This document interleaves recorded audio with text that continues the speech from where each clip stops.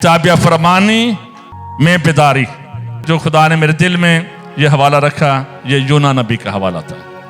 इसमें नाफरमानी है, इसमें ताबिया फरमानी है और इसमें बेदारी है। यूना नबी, इसके नाम का मतलब है फाख्ता। जैसे यीशु मसीह पर जब वो दरिया यरदन में थे वाटर बैप्टिज्म लेते हुए, तो हम एक फाख्ता देखते हैं कि जो यीशु मसीह के ऊपर आई। This is a sign of Holy Spirit. यह रूह कुदस की अलामत। ये वैसे भी मैन ऑफ गॉड, ये प्रॉफिट था, बड़ा अपने वतन से प्यार करने वाला, अपनी कौम से ये प्यार करने वाला शख्स था। और इसे ये हुक्म मिलता है खुदा की तरफ से कि तू उस बड़े शहर नीनवा को जा, जिसे ग्रेट सिटी भी कहा गया है। यह अपने दौर का मॉडर्न सिटी था। और कहते हैं कि जिस तरह के वॉशरूम आज हमारे पास हैं, इस शहर में भी ये बड़ा अपडेट सिटी था। और ये समझते थे कि हम नाकाबिल तस्खीर हैं, हमें कोई हरा नहीं सकता है। ये बड़े जालिम लोग थे, बुत परस्ती करते ये सारे मुख्तलिफ देवी देवताओं की, बड़े बुरे तरीकों से ये सजा देखते थे। और ये खुदा की कौम के दुश्मन थे। लेकिन हम देखते हैं जादूगिरी भी यहां पर आम थी। जितने भी आप बुराई कह सकते हैं, इस शहर में, निनवा शहर में थी। लगता है कि इनकी जो बदी है बहुत बढ़ गई थी, नाफरमानी बहुत बढ़ गई थी। इसलिए खुदा ने अपने बंदा यूना नबी को कहा कि तू इस शहर में जा और जाकर वहां पर मनादी कर। लेकिन हम देखते हैं कि खुदा का बंदा, खुदा का ममसूह, वो निनवा शहर को नहीं गया है। उसने किसी और तरफ जाना पसंद किया। ये मैन ऑफ गॉड है, ये ममसूह है, ये नबी है, खुदा का रूह इसकी जिंदगी पर है। इसे मसा भी किया गया होगा, लेकिन ये सरीन खुदा को डिसअबे करता है, नाफरमानी करता है। क्लियर इसको पैगाम मिला है कि तूने ये करना है, लेकिन इसने खुदा बाप की बात नहीं मानी, इसने कलाम की बात नहीं सुनी। कलाम तो उसको मिल गया, लेकिन इसने अबे नहीं किया उसे। मेरे अजीजों, इब्लीस की हमेशा ये कोशिश रही है ईमानदारों की जिंदगी से और लीडर्स की जिंदगी से, ये लीडर था, कलाम को चुराए। आज भी उसकी ये कोशिश जारी और सारी है। और आज भी वो ईमानदारों को चर्च के अंदर ये कोशिश करता है कि लोग खुदा के कलाम पर अमल ना करें। सुनते जरूर हैं, अमल नहीं करते। अमल अपनी मर्जी से करते हैं, खुदा के साथ नहीं चलते हैं, खुदा की मर्जी का पूरा नहीं करते हैं। रूह से ममूर लोग, बैप्टाइज लोग, बड़े दावे करने वाले लोग, ये भी खुदा का बंदा है, लेकिन ये नाफरमान है। खुदा ने इसे कहा है तू इस तरफ जा, ये इधर नहीं गया, बल्कि ये इधर को जाना शुरू हो गया।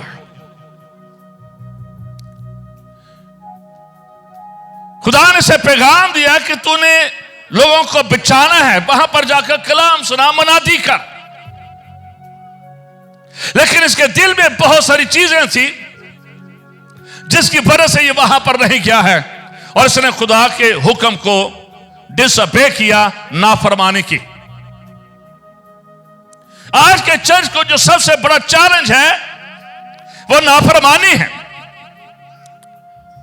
किसी एक जमात की बात नहीं, किसी एक डिनोमिनेशन की बात नहीं है।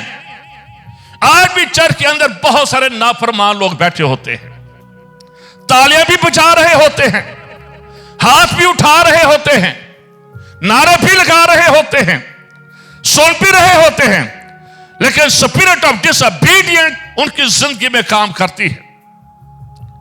आज बहुत बड़ी तादाद चर्चेस के अंदर नाफरमान है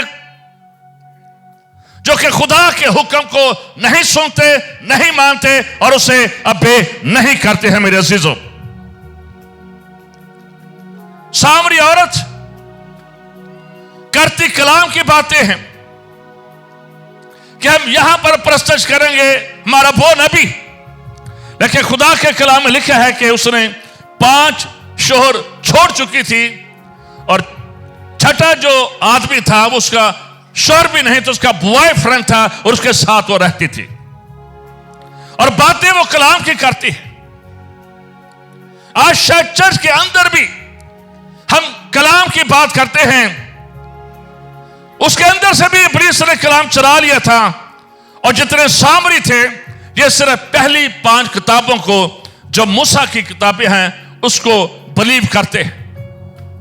आज भी शायद हम अपनी अपनी मर्जी से कोई ना कोई ऐसे वर्स, ऐसे आयात ले लेते हैं और उसको फॉलो करते हैं।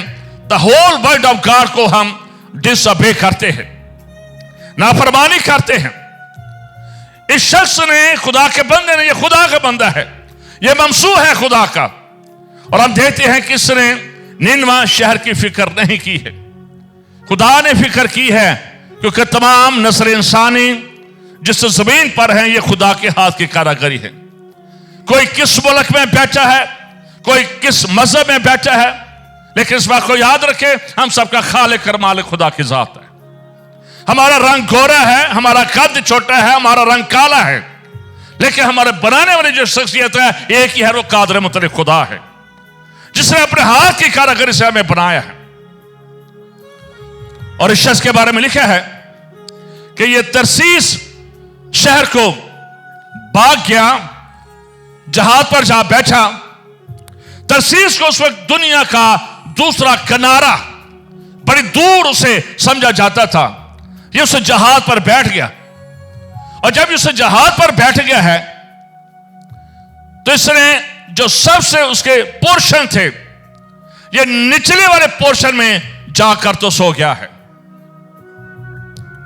निनवा शहर इसके नजदीक था, लेकिन शायद इसने 500 मील का सफर तय नहीं किया फरमाबरदारी का, लेकिन 2500 मील इसने तय कर लिए नाफरमानी के। नाफरमानी हमेशा हमें खुदा से दूर ले जाती है। और लिखा है कि यह शख्स जब इस जहाज में बैठा है तो कहते हैं कि इसने पूरा जहाज ही शायद हार कर लिया था।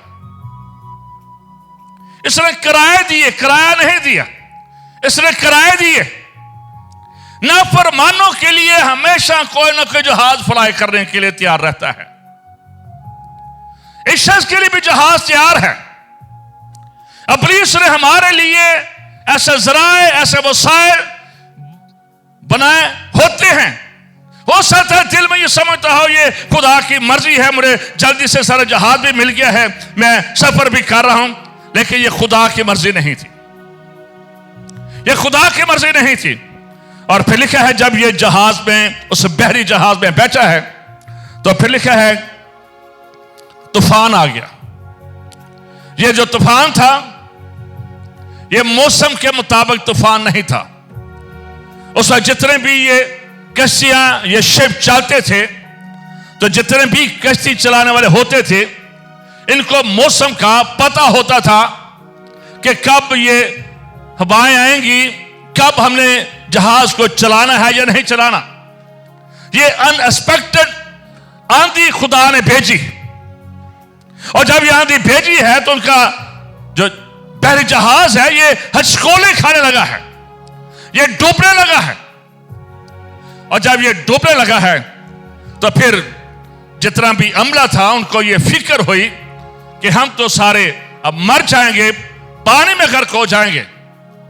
उन्होंने अपना ऐसा ऐसा सामान फेंकना शुरू किया, ऐसा ऐसा जो लोड था, ये लोडेड जहाज था, अपना अपना लोड उन्होंने कम करना शुरू किया ताकि जहाज को बचाया जा सके।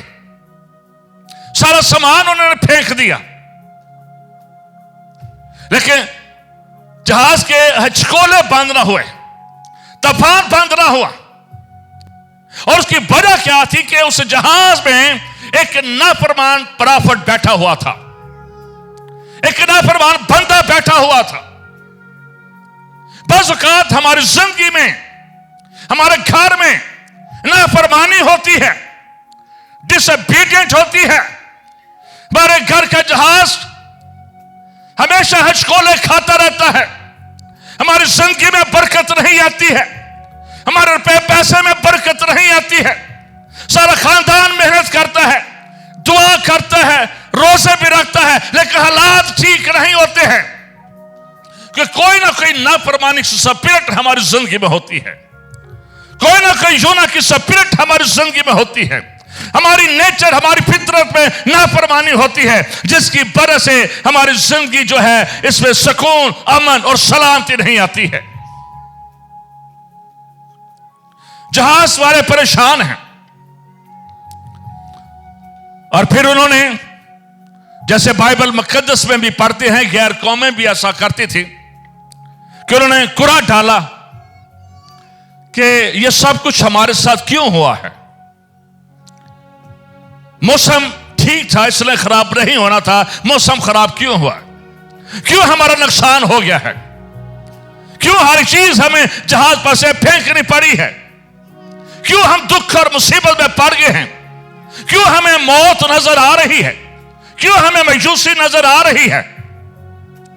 और फिर लिखा है कि उन्होंने कुरा डाला और फिर जो कुरा है वह यूना नबी के नाम निकल आया। और फिर ये यूना नबी के पास जाते हैं, उससे पूछते हैं तू कौन है, कहां से आया है, तू किधर जा रहा है। यह एक लंबी स्टोरी है, वह पर सब कुछ बताता है कि मैं कौन हूं और कहां से और किस तरफ जा रहा हूं और क्यों जा रहा हूं। और सिंपली आखिर ने उन्होंने यही पूछा, यूना बता तेरे साथ क्या किया जाए, तो क्या चाहता है कि तेरे साथ किया जाए। बड़ी एक, मैं कहता हूं ये बड़ी एक फेवर थी, वो खुद भी उसे सजा दे सकते थे। 50 के करीब अमला या लोग उस जहाज में थे, वो खुद भी उसे पनिश कर सकते थे, लेकिन फिर भी उन्होंने पूछा। और ये उसका, वो कहता है कि वो शख्स मैं हूं, मैं खुदा का नाफरमान हूं, मैं डिसोबीडिएंट स्पिरिट में चल रहा था, ये जो कुछ हुआ है ये मेरी वजह से हुआ है, इसलिए मैं गुनहगार हूं, इसलिए मुझे उठाकर समुद्र में फेंक दिया जाए। ये उसका टर्निंग पॉइंट था फरमानबरदारी की तरफ। ताबे फरमान से पहले नाफरमानी को छोड़ना होता है। ताबे फरमानी, ताबेदारी आ नहीं सकती है जब तक नाफरमानी की स्पिरिट हमारी जिंदगी से रिमूव नहीं होती है।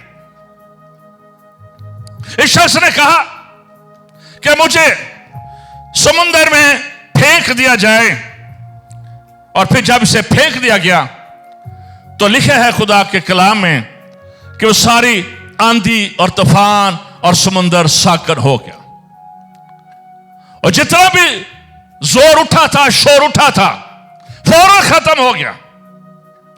और आपकी जिंदगी में ऐसा शोर शराबा है, आपकी जिंदगी में ऐसे मसाइल हैं, आपकी जिंदगी के तूफान नहीं थम रहे हैं, आपकी बीमारी खत्म नहीं हो रही है, आपके मसाइल खत्म नहीं हो रहे हैं, आपके दुख खत्म नहीं हो रहे हैं, तो चेक योरसेल्फ, अपने आप को चेक करें।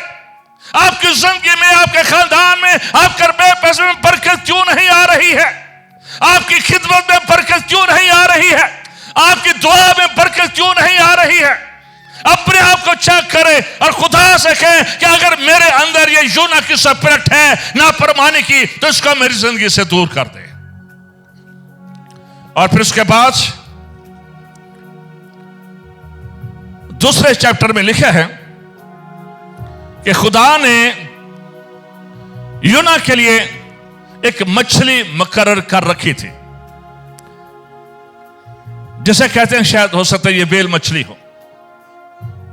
और ये मछली इतनी बड़ी थी कि जिसने अपना मुंह खोल रखा था, और ये सब कुछ खुदा की तरफ से था। उसने जब इसको फेंका गया है समुद्र में, तो वो सीधी मछली के पेट पे यूना भी जाता है। और फिर हम देखते हैं कि 3 दिन रात वो उसमें रहा। ये यीशु मसीह के बारे में एक छवि हमें नजर आती है। वो 3 दिन, अब मछली के पेट के अंदर कोई ड्राइंग रूम नहीं था, उसके अंदर तजाबियत थी, उसके अंदर केमिकल थे, और उसे समझ आ गई कि मैं किसी एक बड़े दुख और मुसीबत में फंस गया हूं और मैं इधर से जिंदा नहीं बच सकता, मैं समुद्र में गर्क हो जाऊंगा। हर तरफ उसे जो कुछ समझ आ रही थी, वो समुद्र की जड़ी बूटियां, समुद्री जानवर उसे नजर आ रहे थे, उसे मौत नजर आ रही थी। मैनी टाइम इस बात को याद रखें, बहुत सारी रुकावटों के जिम्मेदार हम बजाते खुद होते हैं। हमारे खानदान में कोई ऐसा शख्स होता है जो नाफरमान होता है। हमारी जिंदगी में कैसी नेचर होती है, फितरत होती है, जो हमें खुदा से दूर रखती है और हमें खुदा से दूर ले जाती है, हमें खुदा की हज़ूर में बैठने नहीं देती है। और यह शख्स, वहां पर हम देखते हैं कि यह शख्स अब वहां पर मछली के पेट में जाकर इसे यह समझ आती है, मैंने खुदा की नाफरमानी की है, मैंने खुदा के हुक्म को तोड़ा है। और फिर यह वहां पर मछली के पेट में यह बैठकर दुआ करता है। पहले जब यह जमीन पर था तो इसे समझ नहीं आ रही थी, बड़ा क्लियर पैगाम इसे मिला था कि तूने निनवा शहर को जाना है और बनादी कर रही है। लेकिन बाज़ औक़ात अगर जब हम ठीक राह पर नहीं आते हैं, तो दाऊद इस बारे में कहता है कि अच्छा हुआ मैंने मुसीबत उठाई ताकि मैं तेरे आइन सी सकूं। बेहतर है कि हम दुख मुसीबत से पहले ही खुदा को अबे करें। जरूरी नहीं कि हम लानतों में, मुसीबतों में, दुखों में पढ़कर खुदा की ताबे फरमानी करें। यह जरूरी नहीं है। हम सिंपली खुदा की फरमाबरदारी कर सकते हैं। खुदा के काम बड़ा सादा है, खुदा का कलाम बड़ा सादा है। रोमियो के खत में लिखा है कि हमारे दिल पर एक शरीयत लिख दी गई है। आप पहचान सकते हो what is a right and what is a wrong, नेकी क्या है, बदी क्या है, गुनाह क्या है, ज़िना कर क्या है, हराम कर क्या है। वो नो, हमें पता है कौन सी चीज गलत है और कौन सी चीज ठीक है। हम समझते हैं, बच्चे भी समझते हैं, बुजुर्ग भी समझते हैं, नौजवान भी समझते हैं, लेकिन हम करते रहते हैं।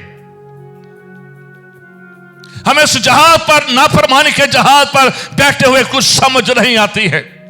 लेकिन जब दुख बढ़ जाते हैं, मुसीबत बढ़ जाती है, तो फिर समझ आती है कि मैंने खुदा के हुक्म की नाफरमानी की है, मैंने उसके हुक्म को तोड़ा है। इसने मछली के पेट में दुआ की।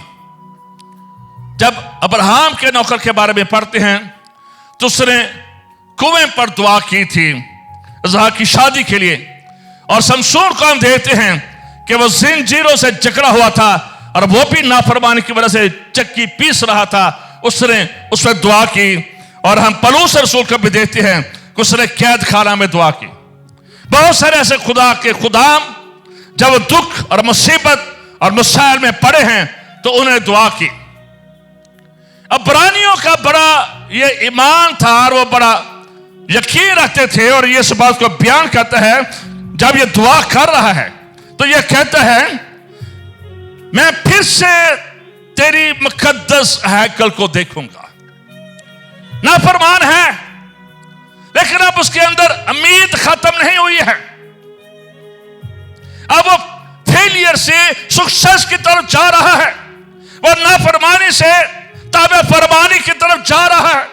फिर से उसके अंदर एक उम्मीद आ गई है कि वो कहता है कि निजात खुदा की तरफ से है।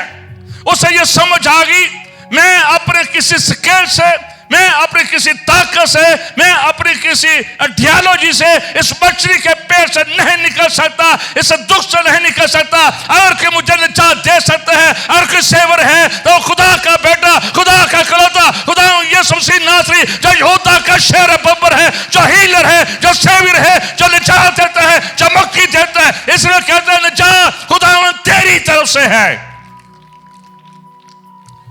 Whatever you challenge in your life, हमारे पास एक निजात देता है। यीशु मसीह हमें सिर्फ गुनाह ही से नहीं निजात देता है, हमें बदकारी से निजात देता है, हमें नाफरमानी से निजात देता है, हमें बीमारियों से निजात देता है, हमें पॉवर्टी से निजात देता है, हमें कसरत से निजात देता है। वो हर सतह पर हमारे लिए सेवियर है। इसलिए यूना इस बात को कहता है कि निजात खुदा तेरी तरफ से है। अब इसकी जिंदगी में डिसओबीडिएंट के बजाय अब इसकी जिंदगी में ताबिया फरमानी आ रही है। वो ताबिया फरमानी इसको रिवाइवल की तरफ, बेदारी की तरफ लेकर जा रही है। अब इसको एक उम्मीद मिल रही है, इसको एक होप मिल रहा है, इसका एक गोल मिल रहा है कि तूने कुछ करना है। शायद अच्छे हालात में इसने खुदा की आवाज ना सुनी, अच्छे हालात में इसने खुदा के कलाम को डिसओबे किया, लेकिन जब दुख और तकलीफ से ये निकलना चाहता है तो मछली के पेट में इसे ये सारी बातें याद आई हैं।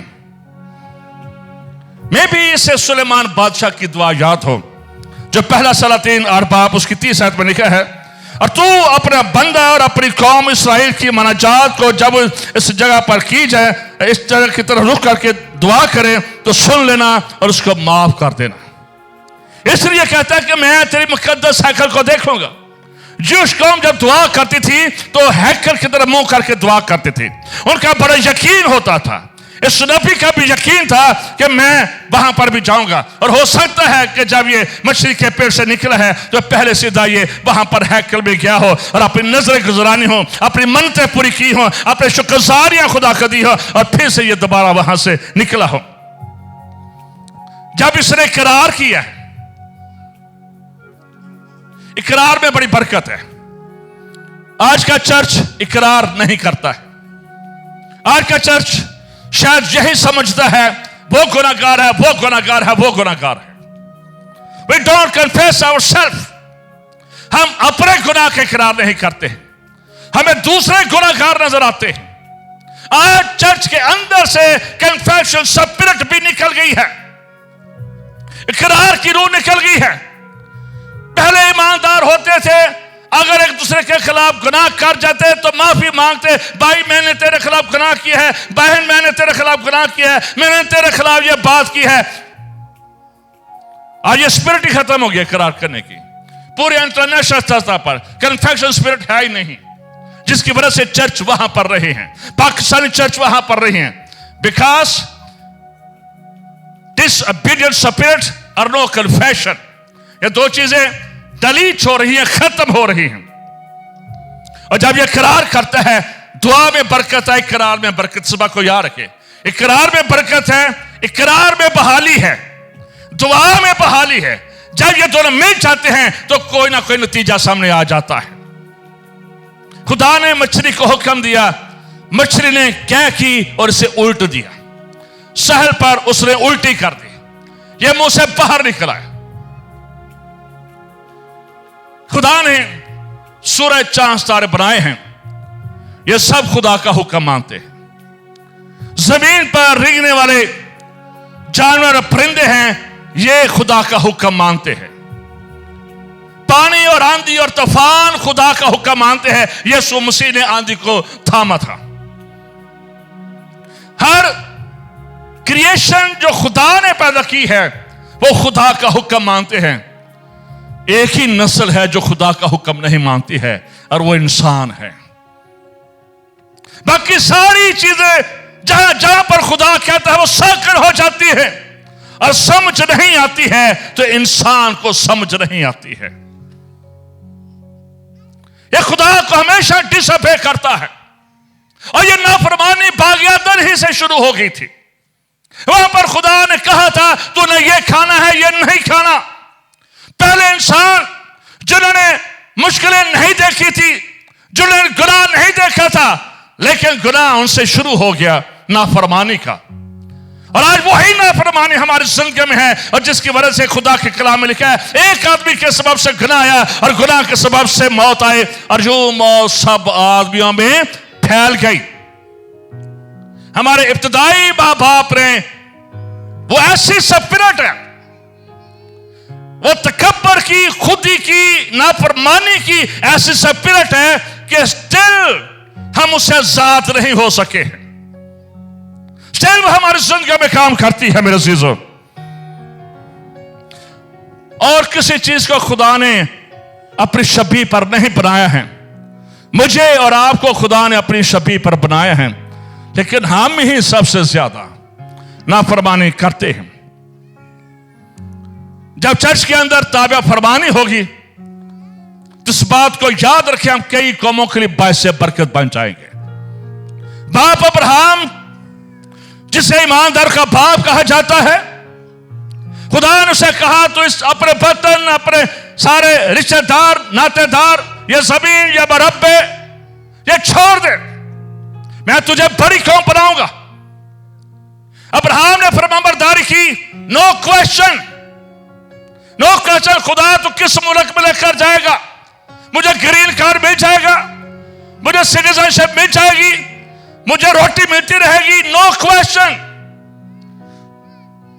अनक्वेश्चनिंग ओबीडियंस की स्पिरिट बाप अब्राहम के अंदर मौजूद थी, इसलिए उसे ईमानदारों का बाप कहा जाता है। खुदा ने उसे कहा तो अपना बेटा कुर्बान कर दे। कहना ठीक है खुदा, कुर्बान कर देता हूं। खुदा ये वो कह सकता था, खुदा ये तूने मुझे 100 साल के बाद बच्चा दिया है, मैं सहीफ हूं, मेरी वाइफ सहीफ है, हम दोनों चल नहीं सकते हैं, हम बदरी तौर पर कमजोर है। आगे तूने बड़ी देर बाद वादा अभी तूने 25 साल पहले किया। कहा नहीं, खुदा तूने कहा है, और खुदा ने उसे कहा था तूने सोतनी कुर्बानी के तौर पर इसे गुजराना है। जो सोतनी कुर्बानी होती थी ये जलाई जाती थी लकड़ियों पर रखकर, ये जलाई जाती थी। अब्राहम ने अपने बेटे इसहाक को बांध लिया था, छुरी पकड़ ली थी, छुरी चलाने वाला था, लेकिन खुदा ने कहा मैंने तुझे देख लिया है। खुदा इस तरह की फरमाबरदारी चाहता है। डियर डिसाइपल, इस तरह की फरमाबरदारी, वो फरमाबरदारी नहीं जो मुझे समझ आए वो करनी है, जो नहीं समझ आई वो नहीं करनी है। ये सेल्फिश फरमाबरदारी होती है। ऐसी फरमाबरदारी टू मच चर्च के अंदर पाई जाती है। जड़ी गाल जिसे समझ आ गई हो तो ठीक है, जिसे समझ नहीं उन्होंने नहीं मरना। खुदा के साथ, पाखुर के साथ, यीशु के साथ, कलाम के साथ और अपने सीनियर के साथ यही करते हैं। अपनी मर्जी की ओबीडियंस। बाप अब्राहम के अंदर यह बात नहीं थी। खुदा ने एलिया से कहा जा करेत के नाला पर, मैं तुझे वहीं पर गोश्त और रोटी खिलाऊंगा। एलिया कह सकता था खुदा मुल्क में तो मैंने दुआ कर दी है कि आसमान बंद हो जाए, बारिश ना हो, ना फसलें होंगी, ना फल होगा, ना दालें होंगी, ना चावल होंगे, ना गंदम होगी, तो तू मुझे कहां पर मरने के लिए भेज रहा है? मेरा तो दिल इस्लामाबाद में है, मैंने तो यहां पर चर्च शुरू करना है। मेरा तो दिल रावलपिंडी में है, मैंने तो यहां पर चर्च शुरू करना है। खुदा तुम उन्हें कहने कामों की जा, खाने का अच्छा जा, मैं किथे जाना? Never question, never question. चुपचाप चला गया, नो क्वेश्चन। अनएक्सपेक्टेड मिरेकल उसकी जिंदगी में। कभी आ रहे हैं लालची परिंदा जो गोश्त को खाता है, बच्चों से गोश्त छीन लेता है, रोटी पिला रहे हैं और गोश्त पिला रहे हैं, लोग भूखे मार रहे हैं। खुदा फरमाबरदार लोगों को पसंद करता है, जो उसका कलाम सुनते हैं, उनका बरकत मिलती है, उनका आसमान खुलता है। खुदा नाफरमानो लोगों के साथ मूव नहीं करता है। बाज़ औक़ात हम नाफरमानी में होते हैं तो खुदा साढ़े नाल चल। एज ए इंसान मैं शायद ऐसे लोगों के साथ चलना पसंद ना करो जो बार बार नाफरमानी करे। तो खुदा के साथ पाके वो कैसे चलेगी? बार बार कैसे वो नाफरमानों के साथ मूव करेगा? God never move with disobedient people. खुदा नाफरमानों के साथ मूव नहीं करता है।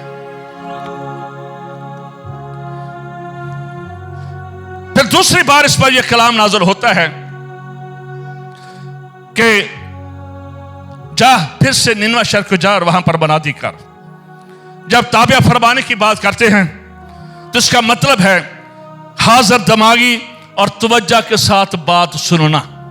हाजिर दिमागी और तवज्जो के साथ बात सुनना, किसी की बातों में आ जाना या आगे से बिल्कुल कोई मुसामत ना करना। जब आप फरमाबरदारी करते हैं तो ये यादगार बन जाती है। ताबिया फरमानी आपको खुदा की मानन और यीशु मसीह की मानन और कलाम की मानन बना देती है। यह आपको अगली मंजिल पर ले जाती है। यह आपके लिए कामयाबी की कुंजी है, यह मास्टर की है आपकी कामयाबी के। खुदा को सुनना, सीनियर को सुनना, कलाम को सुनना और उसके मुताबिक अमल करना। मेरे से इसको अपनी जिंदगी का अपने घर में हिस्सा बना ले, रूहानी तौर पर हिस्सा बना ले, माशी तौर पर हिस्सा बना ले, खानदानी तौर पर हिस्सा बना ले कि हमने खुदा तुझे अबे करना है। दूसरी बार इस पर यह कलाम नाज़िल होता है कि तू निनवा शहर को जा। और अब ये ठीक हो गया है। दुख मुसीबत उठाकर मछली के पेट में 3 दिन रात रहकर कोई तेजाब केमिकल खा पी कर ये मुश्किल हालात में फंस कर अब यह कह रहा है कि I am ready for preaching. मैं रेडी हूं खुदा, अब तो मुझे भेज। मैं इस्लामाबाद के अलावा भी जाऊंगा, मैं गांव में भी जाऊंगा, मैं थोड़े लोगों में भी जाऊंगा, मैं ज्यादा लोगों में भी जाऊंगा, मैं हर तरह के हालात में तेरा कलाम लेकर जाऊंगा। अब ये सीधी राह पर आया है, अब ये फरमाबरदारी की तरफ आ गया है। और फिर लिखा है जब ये वहां पर पहुंचा है, हो सकता है इसके इन्होंने फुलबारी निकल आई हुई है, इसके कपड़े भी वैसे ही हों, लेकिन उसके बाद ही इज रेडी, वो तैयार हैं कि अब मैं फरमाबरदारी करूं। वो ताबा फरमानी करने के लिए वो तैयार है। और जब इसने वहां पर जाकर मनादी की है तो लिखा है बुत परस्त लोग थे, सारात की देवी की पूजा करने वाले लोग थे, बड़ी ये गंदी वर्शिप करते थे अपने देवी देवताओं के लिए।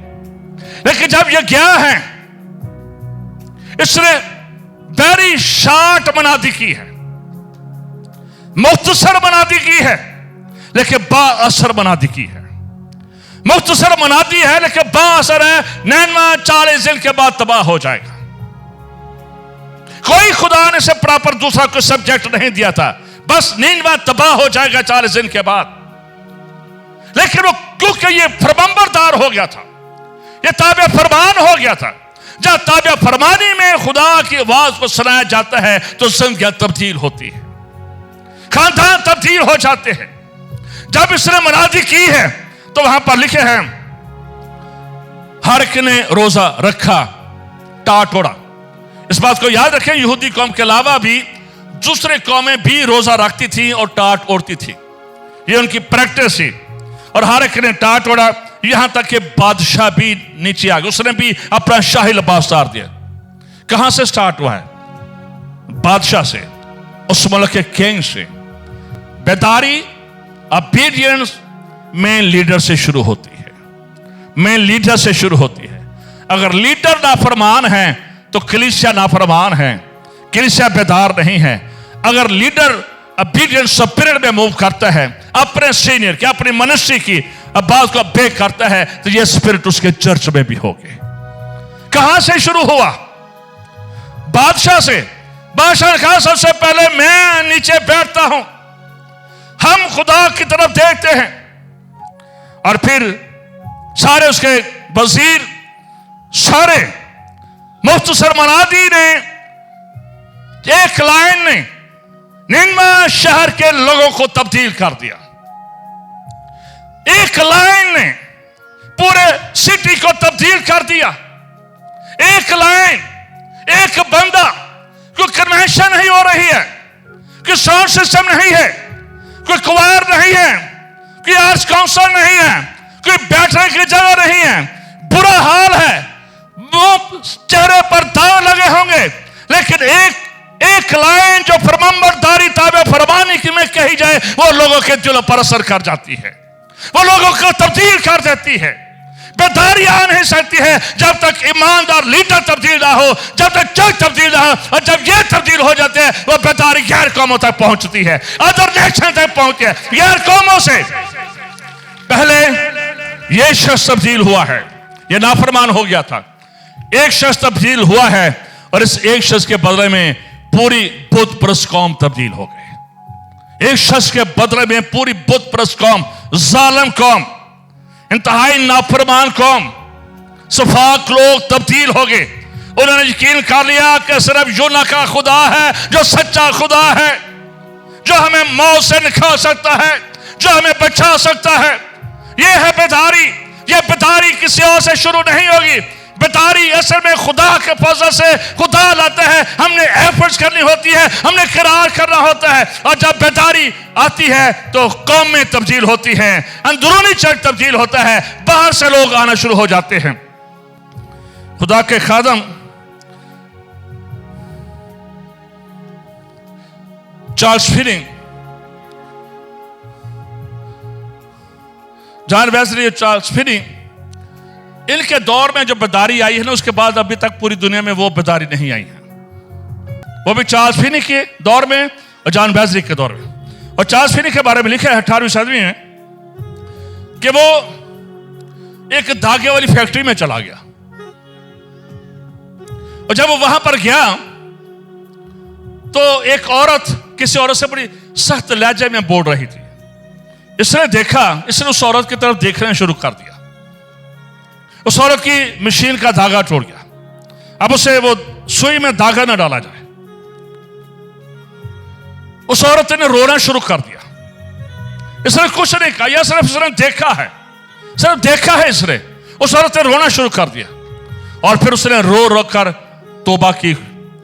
और सिर्फ उसी विजिट में, उस फैक्ट्री में 3000 लोग तब्दील हो गए। जब बेदारी आती है, रिवाइवल आता है, फिर जोर नहीं लगाना पड़ता है, फिर लोगों के आंसू निकलते हैं, इकरार आ जाता है, खानदान, लोकल और अदर नेशन तब्दील हो जाती है। जब बेदारी आती है तो कुछ करने को दिल करता है, जंप मारने को दिल करता है, खूब जोश मारता है। बेदारी होती यही है उस वक्त ईमानदार में आती है जब ईमानदार ठंडे पड़ जाते हैं, जब साकर हो जाते हैं, जब उनकी जिंदगी में ठहराव आ जाता है, जब वो अपने आप को ठीक समझते रहते हैं, ठीक होते रहे हैं। उनमें जब बेदारी आ जाती है, जब लीडर्स करार करता है, जब ईमानदार करार करता है, ये स्पिरिट गैर कौमा में जाती है और रिवाइवल आ जाता है, जिंदगी तब्दील हो जाती है।